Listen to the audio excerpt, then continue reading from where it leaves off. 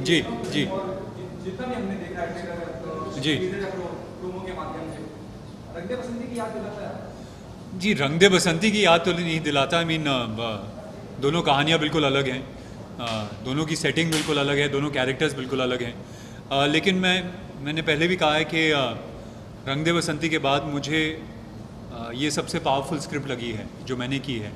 और इस स्क्रिप्ट को मैंने हाँ सबसे जल्दी कहा था। मैंने स्क्रिप्ट पढ़ी और उसके 2 मिनट बाद ही मैंने तिशु सर को फ़ोन किया और मैंने कहा कि मैं पिक्चर करना चाहता हूँ, क्योंकि स्क्रिप्ट इतनी पावरफुल थी। तो मेरा मानना है कि सिमिलैरिटी नहीं है कोई स्क्रिप्ट के बीच में, लेकिन both the scripts were equally powerful, which is what I liked about it. Okay Digmansh sir, आपसे पूछना चाहूँगा कैसा इंटरेक्शन रहा आपके ट्विटर पे, आप लोगों से इंटरेक्ट कर रहे थे, क्या रिस्पॉन्स है लोगों का? बड़ा कम टाइम मिला, वो कर ही रहे थे। उन्होंने कहा ये बंदा वक्त का जो रहता है ना चक्कर, तो नहीं अच्छा रहा बहुत। ये एक अलग ढंग की फिल्म है। हमने क्या है कि जिस तरह की फिल्में हमारे अस्तबल से निकलती है, बम्बैया फिल्में जो होती हैं, वो ऑडियंस ने उस तरह की फिल्म देख देख के ऑडियंस का एक तरीका है उनको पिक्चर, उनको लगता है हर पिक्चर एक ही जैसी होनी चाहिए। ये थोड़ा बॉलीवुड जैसी फिल्म नहीं है, तो जो कि मुझको लगता है अच्छी बात है कि हम लोग इस वक्त दुनिया की वर्ल्ड सिनेमा से टक्कर लेना चाहते हैं। ग्लोबलाइजेशन हो गया, एक्सपोजर ऑडियंस का बढ़ गया है, वो बाहर की फिल्में देख रही हैं, चाहे वो छोटे शहर हों चाहे बड़े शहर हों। अगर हमको बाहर की फिल्मों के सामने टक्कर लेना है तो हमको अपनी फिल्मों का स्तर बढ़ाना होगा। मुझे लगता है राग देश उस एक्सरसाइज की तरफ एक अच्छा कदम है। तो सबने बहुत मेहनत से फिल्म बनाई है। एक ऐसा सब्जेक्ट है जो कि बम्बैया नहीं है, लेकिन उतना ही एंटरटेनिंग, एंगेजिंग और एजुकेटिव है। ओके, जैसे आप कह रहे हैं कि बम्बैया नहीं है, बम्बैया से क्या तात्पर्य है आपका? Are you talking about the commercial aspect of the film, और जिस तरह के गाने और विशुम और काफी अच्छे लोग? गानों से मुझे कोई दिक्कत नहीं है, गाने तो मैं चाहता हूँ फिल्मों में रहें। जिस दिन हिंदी सिनेमा में लिपसिंग गाने वैसे कम हो गए, मुझे बड़ा अफसोस है इस बात का कि जब हीरो गाना गाता था, हीरोइन गाने गाती थी, वो हमारा इतनी ट्रू आइडेंटिटी है हमारी सिनेमा की, वो रहनी चाहिए। लेकिन जो खास तरीका है ना कि खास तरह का डायलॉग बोला जाएगा तो बैकग्राउंड म्यूजिक उसी तरह से आएगा, एक खास शॉट लगाया जाएगा तो जूते से फिर एंट्री होगी हीरो की, मोटरसाइकिल पे एंट्री होगी। ये जो खास जो हमारे क्या बोलूँ उनको, जो हमारे स्पाइसेस हैं ये फिल्म बनाने के, ये अब बड़े पुराने हो गए। अब नए मसालों की ज़रूरत है। ओके कुणाल, आपके किरदार के बारे में जानना चाहूँगा। जी हाँ, I play a character called Shahnawaz Khan, and for me Shahnawaz Khan really is one of the most fascinating characters I've ever played. I think Shahnawaz Khan की जो कॉन्फ्लिक्ट था वो कोई भी कैरेक्टर से ग्रेटर था, क्योंकि शाहनवाज़ खान की जो फैमिली है वो पूरी ब्रिटिश इंडियन आर्मी से थी। वो खुद ब्रिटिश इंडियन आर्मी में था। जब उन्होंने आईएनए ज्वाइन किया, इंडियन नेशनल आर्मी, उनके 80 रिलेटिव्स अब भी ब्रिटिश इंडियन आर्मी में थे। तो उन्होंने इंडियन नेशनल आर्मी ये ज्वाइन करके ये सोचा होगा उस वक़्त कि एक समय ऐसा आ सकता है जब मुझे अपने खुद के रिश्तेदारों के साथ के अगेंस्ट लड़ना पड़ेगा, अपने भाई के अगेंस्ट लड़ना पड़ेगा। ऐसा भी हो सकता है कि मुझे अपने भाई को मारना पड़ेगा। ये जानते हुए उन्होंने इंडियन नेशनल आर्मी ज्वाइन की। तो मेरे लिए बहुत ही पावरफुल कैरेक्टर है, और इस तरह का मुझे लगता है इतना पावरफुल कैरेक्टर मैंने कभी प्ले नहीं किया है।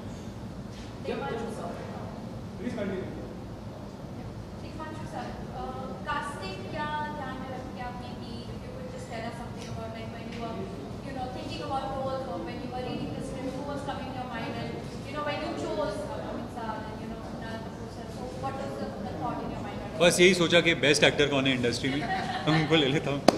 हाँ नहीं, ये तो था ही। कास्टिंग का ऐसा है कि मैं शायद हिंदुस्तान का एक कुछ थी डॉली ठाकुर, एक दो और थी, लेकिन मुझे लगता है मैं हिंदुस्तान का बहुत पुराना कास्टिंग डायरेक्टर हूँ। मैंने अपना करियर कास्टिंग से करना शुरू किया, तो मैं कास्टिंग के बारे में कैसे होती है, क्यों करनी चाहिए, कितनी ज़रूरी है, इसकी तमीज़ है मेरे अंदर। तो जब ये फिल्म क्योंकि मैंने लिखी तो सबसे पहले मेरे ख्याल में आया कि भाई 1945, 43, 45 के बीच के दौरान की कहानी है ये। दूसरा विश्व युद्ध, सेकेंड वर्ल्ड वॉर जब लड़ा जा रहा था और देश को जब तक आज़ादी मिली 1947 में, तो मैंने अपने ग्रैंडफादर, अपने जो पुरानी तस्वीरें निकाली और दोस्तों के भी, मैंने कहा दिखाओ यार। तो अगर हम अपने दादा दादी इन लोग की तस्वीरें देखें, आप सब देखें पुरानी अपने घरों के एल्बम में जाके, तो आपको एक शराफत नज़र आती है उनके चेहरे पे। शरीफ लोग थे वो लोग, चेहरे से शरीफ दिखते थे। ओवर द ईयर्स 100 साल जितने भी, उसके बाद हम लोग सबके अंदर एक बहुत करप्शन आ गया है, जो कि करप्शन हमारे चेहरे पे दिखता है। हम वेस्ट को थोड़ा एप करने लगे, उनके जैसे बाल बनाने लगे, वो करने लगे, तमाम तरह का करप्शन आ गया है। मेकअप का करप्शन है, वो पैसों का करप्शन है, वो तमाम तरीके ग्रीड का करप्शन है। तो अगर हम अपने पुराने एल्बम देखें तो मुझे 3 शरीफ लड़के चाहिए थे, और अगर बहुत ही सिंपल ढंग से जिस तरह से मैंने इन तीनों को ब्रीफ किया था, मैंने कहा भाई Shahnawaz Khan you are my Amitabh Bachchan, Amit Sadh you are my Dharmendra, and Prem Sehgal you are my Shashi Kapoor.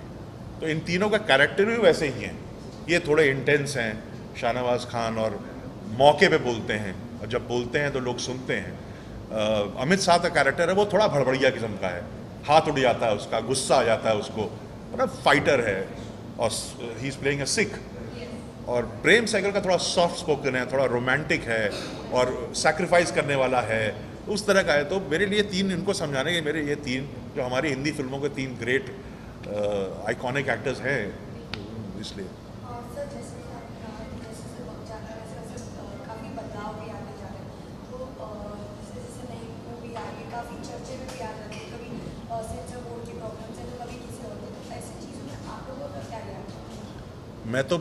मैं खुश हूँ सेंसर बोर्ड का, मैं बहुत आभारी हूँ कि वो क्या है कि हम पिक्चर की मार्केटिंग खुद कर देते हैं, लोगों को पैसे कम खर्च करने पड़ते हैं आजकल, वो कंट्रोवर्सी खुद ही क्रिएट कर देते हैं किसी न किसी, तो फिल्मों को उससे फ़ायदा भी होता है। लेकिन एक बैलेंस होना चाहिए, मुझे लगता है सेंसरशिप ज़रूरी भी है। देश हमारा थोड़ा बाकी के मुल्कों से थोड़ा डिफरेंट देश है, बहुत सारे कम्युनिटीज़ हैं यहाँ, बहुत सारे रिलीजन हैं यहाँ पे, जो कि और किसी देश में है नहीं। तो यहाँ पे ख़ास किस्म के सेंसरशिप की ज़रूरत तो है, लेकिन वो सेंसरशिप किस हद तक जाए उसका एक मापदंड सही होना चाहिए। वो किसी पॉलिटिकल आइडियोलॉजी या किसी के कहने से, जैसे हमारे देश में है कि कई बड़ी फिल्म मेकर्स हैं, बड़े प्रोडक्शन हाउसेज हैं, उनकी फिल्मों में बहुत कुछ चीज़ होती है, लेकिन फिर भी उनको यू सर्टिफिकेट मिल जाता है बिकॉज वो लोग पावरफुल हैं। इस तरह की चीज़ हमारे यहाँ बहुत होती है, इन पर किसी को ध्यान देना चाहिए।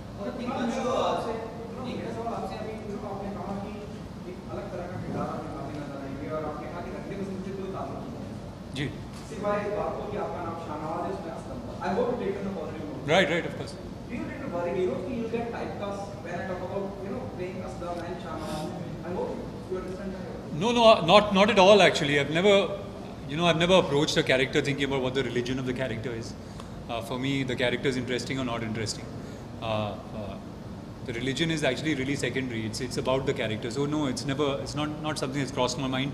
In fact, not only Aslam and Shahnawaz, I've played a lot of Muslim characters. I was in Haja Nachle, I was Imran.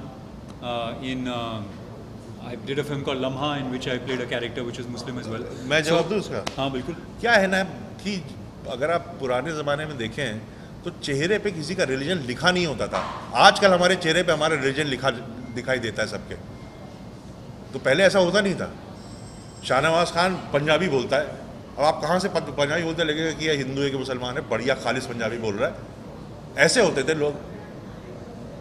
तो इसके कैरेक्टर में ये कैसे बदल जाएगा कि अगर मुस्लिम हो तो मैं डिफरेंट कैरेक्टर, हिंदू हूँ डिफरेंट। वो कैरेक्टर किन चीज़ों के साथ जूझ रहा है, उसकी परिस्थितियाँ क्या है, वो कैरेक्टर को बनाती हैं।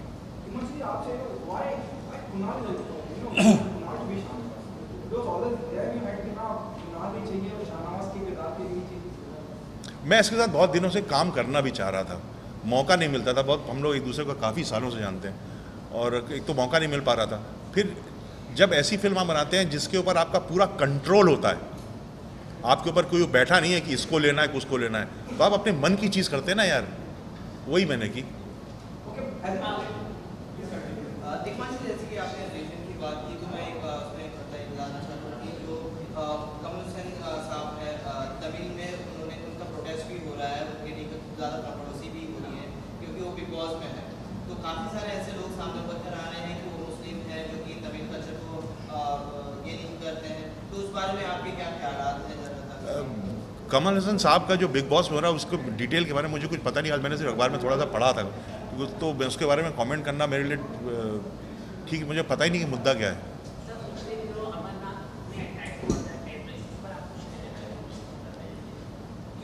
क्या कहूँगा यार, दिल रोता है, कहना क्या है इसमें।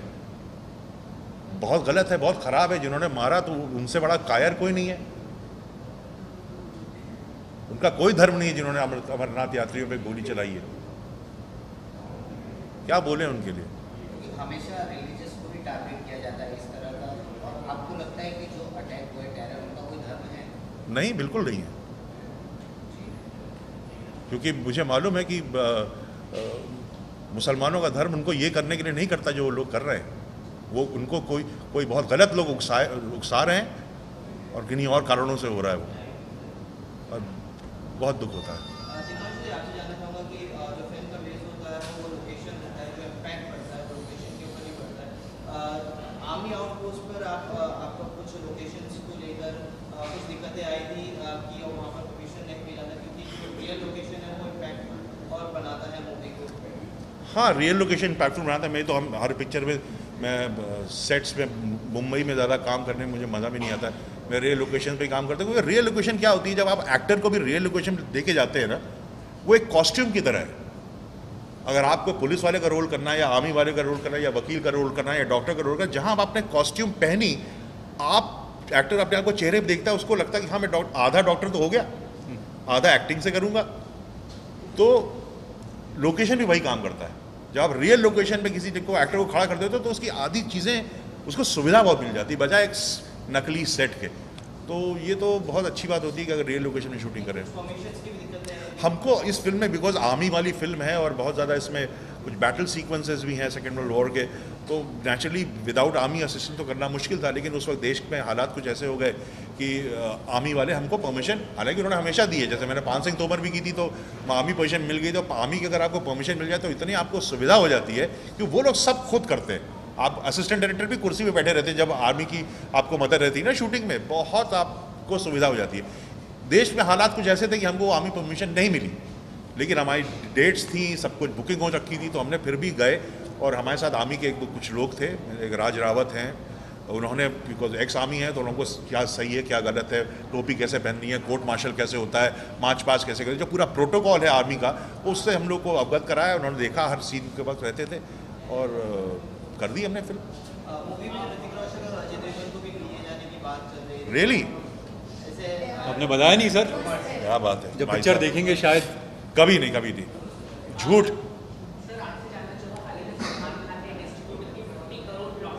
यार आप लोग इस सवाल पिक्चर में बात करो ना, मैं मुझसे क्या मतलब। अच्छा है, बहुत अच्छा किया उन्होंने, ऐसा किया सलमान साहब ने कि डिस्ट्रीब्यूटर का पैसा लौटा रहे। ऐसे पुराने लोग किया करते थे, बीच वाले लोग भूल गए करना। 100% ये फिल्म इतिहास में जो हुआ था वही है, 100%।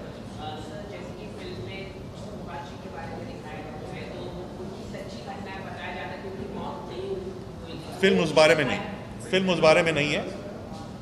फिल्म सुभाष चंद्र बोस के साथ क्या हुआ, उनकी वो गुजर गए थे कि अभी भी जिंदा थे, ये जो मिस्ट्री है, ये फिल्म उस बारे में नहीं है। नहीं, ये पिक्चर, ये फिल्म उस बारे में है कि सुभाष चंद्र बोस ने किया क्या, वो तो समझो पहले।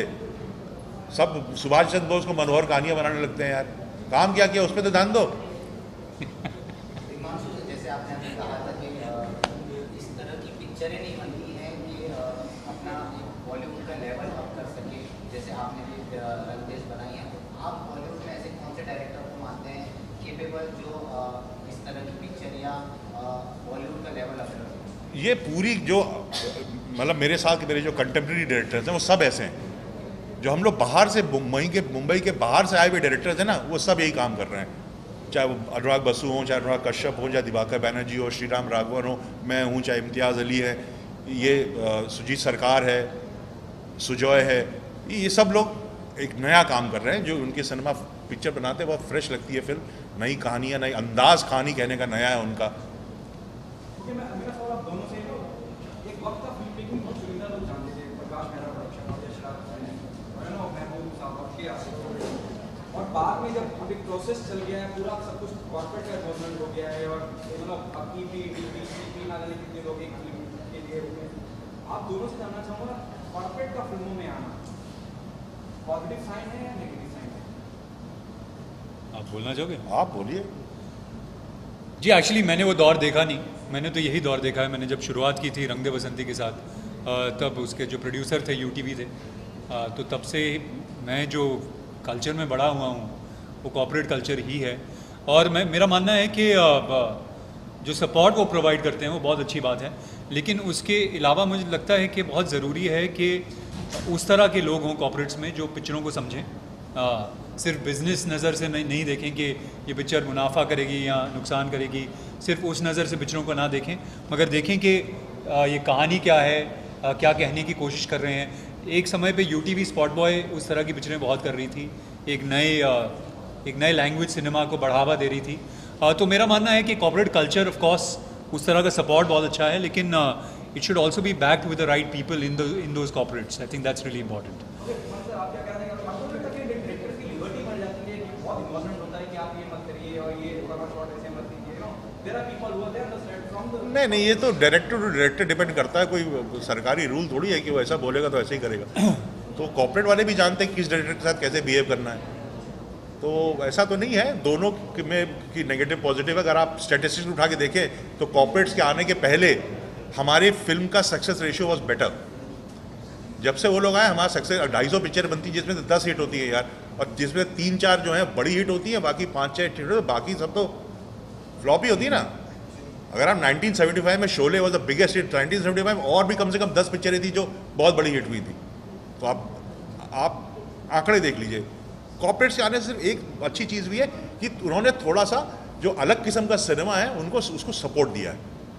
तो छोटी फिल्में जो अच्छी नए टेक्नीशियंस को काम मिला है, तो कम से कम वो टैलेंट को उन्होंने नर्चर किया है, तो ये पॉजिटिव साइड है। बाकी कोई जहाज़ बेच रहा था, कोई साबुन बेच रहा था, वो आके यहाँ पे कॉर्पोरेट करके फिल्म बेच रहा है, तो उसकी कहाँ समझ में आएगा।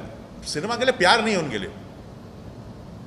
किस तरह का किरदार आप बता रहे हैं? तो रात देश में मैं कैप्टन प्रेम सहगल का किरदार निभा रहा हूँ।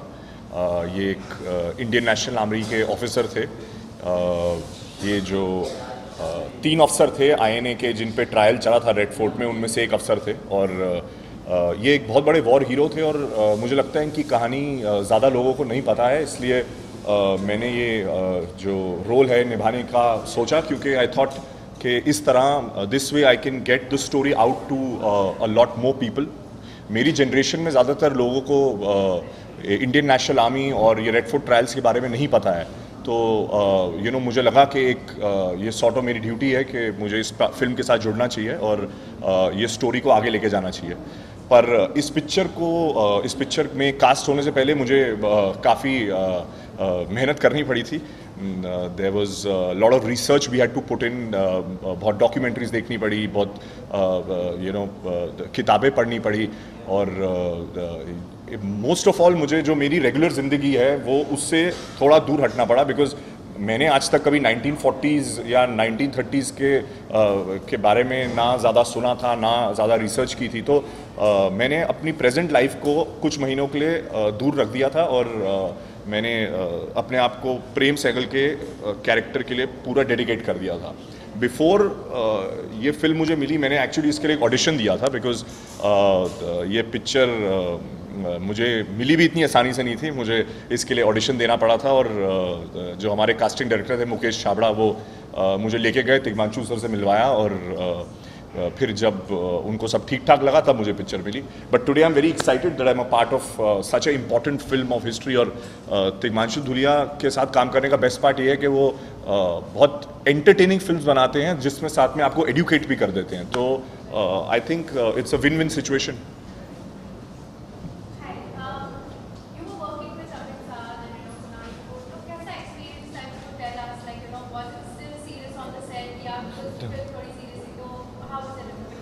नहीं, एक्चुअली सीरियस तो हम बिल्कुल भी नहीं थे, जब वॉर सीन शूट कर रहे थे तब it was requirement of the character, तो हमें सीरियस होना पड़ा था। इनफैक्ट मेरा कैरेक्टर वैसे भी फिल्म में he is a very charming war hero, तो वो इतना सीरियस नहीं है, इतना इंटेंस कैरेक्टर नहीं है। पर अमित और कुणाल के साथ जब भी हमको टाइम मिलता था तो हम सिर्फ मस्ती करते थे। मेरा सवाल आपसे Tigmanshu director, Amit sir, I hope you take it as a compliment. Kunal already there and Jackie for a long you are, just in. Are you already to get overshadowed by all this scene? नहीं, मैं actually picture देख चुका हूँ और मैं बहुत confident हूँ। मैं एक्चुअली मेरी कुछ जर्नलिस्ट से कल भी बात हो रही थी, एंड हर फ़ोन कॉल जो मुझे आया, it started with a compliment on the dialogue trailer which they saw.